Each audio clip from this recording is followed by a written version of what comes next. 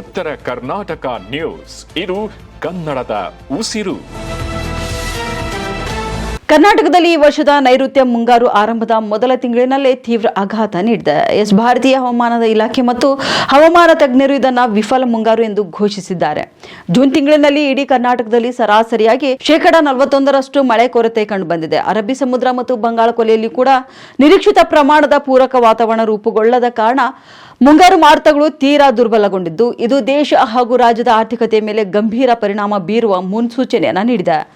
ಹವಾಮಾನ ಇಲಾಖೆಯ ಅಧಿಕೃತ ದತ್ತಾಂಶಗಳ ಪ್ರಕಾರ ಜೂನ್ 25ರ ಅವಧಿಗೆ ರಾಜ್ಯದಲ್ಲಿ ವಾಡಿಕೆಯಾಗಿ 162.5 ಮಿಲಿಮೀಟರ್ ಮಳೆಯಾಗಬೇಕಾಗಿತ್ತು. ಆದರೆ ಕೇವಲ 95.2 ಮಿಲಿಮೀಟರ್ ಮಳೆ ದಾಖಲಾಗಿದೆ. ಇತ್ತ ಸಿಲಿಕಾನ್ ಸಿಟಿ ಬೆಂಗಳೂರಿನಲ್ಲಿಯೂ ಕೂಡ 89 ಮಿಲಿಮೀಟರ್ ವಾಡಿಕೆ ಮಳೆಗೆ ಬದಲಾಗಿ ಕೇವಲ 66 ಮಿಲಿಮೀಟರ್ ಮಳೆಯಾಗಿದೆ. ಈ ಬಾರಿ ಮುಂಗಾರು ವೈಫಲ್ಯಕ್ಕೆ ಎಲ್ ನೀನೋ ಪ್ರಭಾವ ಪ್ರಮುಖವಾಗಿದೆ ಎಂದು ಹವಾಮಾನ ಇಲಾಖೆಯ ಹಿರಿಯ ವಿಜ್ಞಾನಿ ಸಿಎಸ್ ಪಾಟೀಲ್ ಅವರು ತಿಳಿಸಿದ್ದಾರೆ.